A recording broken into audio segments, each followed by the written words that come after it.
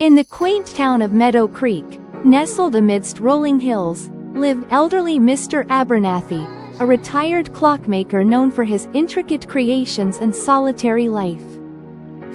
One blustery autumn evening, a fierce storm swept through Meadow Creek, leaving a trail of fallen branches and shattered windows in its wake. Mr. Abernathy's beloved clock shop suffered a direct hit, leaving him without electricity and a damaged roof. News of Mr. Abernathy's plight quickly spread through Meadow Creek.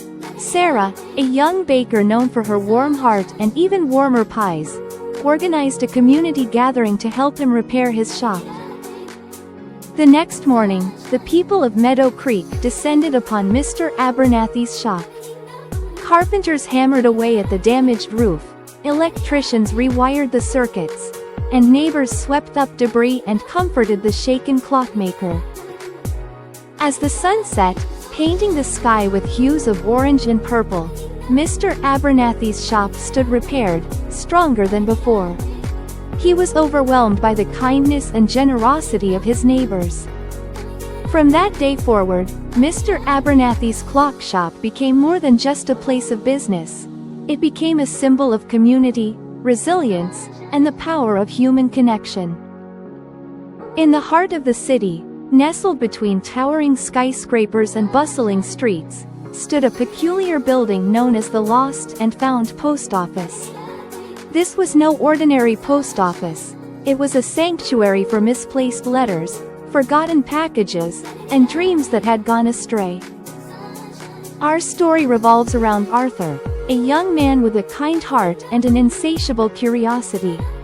Arthur worked as a clerk at the Lost and Found Post Office, diligently sorting through the endless stream of lost items that passed through its doors.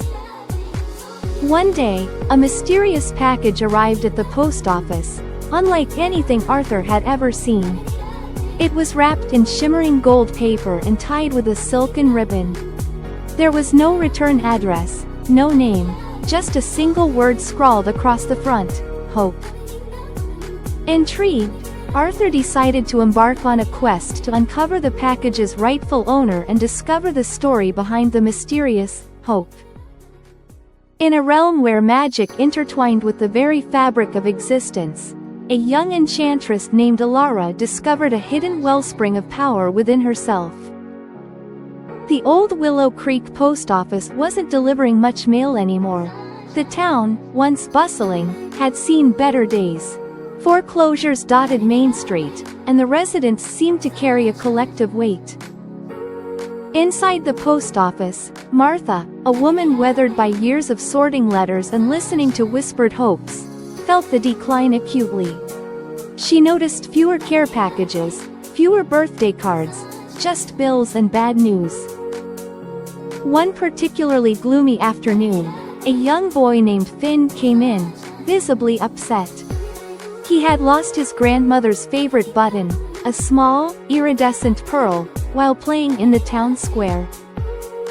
It was more than just a button, it was a memento of his late grandfather. Martha, touched by Finn's distress, did something impulsive.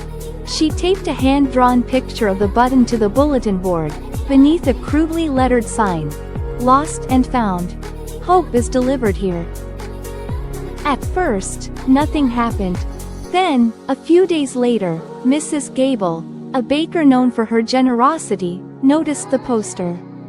Although she hadn't found the button, she felt a pang of empathy for Finn. She baked a batch of her famous sugar cookies, each decorated with a tiny, edible pearl, and left them at the post office with a note: a little sweetness to ease the loss. Martha placed the cookies next to Finn's poster. Another day passed, and a different poster appeared. A faded photograph of a World War II soldier, looking for information about his army buddy. Soon, people started leaving all sorts of things at the post office. Tools someone had borrowed and forgotten to return, a child's mitten, a recipe for comfort soup, even a forgotten library book. People also started leaving messages of support. The post office began to change, becoming a hub for connection. People who had been isolated started interacting, finding comfort and hope. The climax arrived when the town council announced plans to close the post office due to budget cuts. Martha was devastated. Finn, remembering Martha's kindness, rallied the community. They organized a Find the Joy campaign. People brought old instruments for an impromptu concert, shared stories, and even wrote letters to the council, not with complaints, but with heartfelt testimonials about how the post office had become the heart of Willow Creek. The town council meeting was packed. Martha nervously addressed the council, not with a prepared speech, but with a simple request. Look around you. Look at what we've built here. This isn't just a post office. It's a place where kindness is delivered, where hope is found. Don't take that away.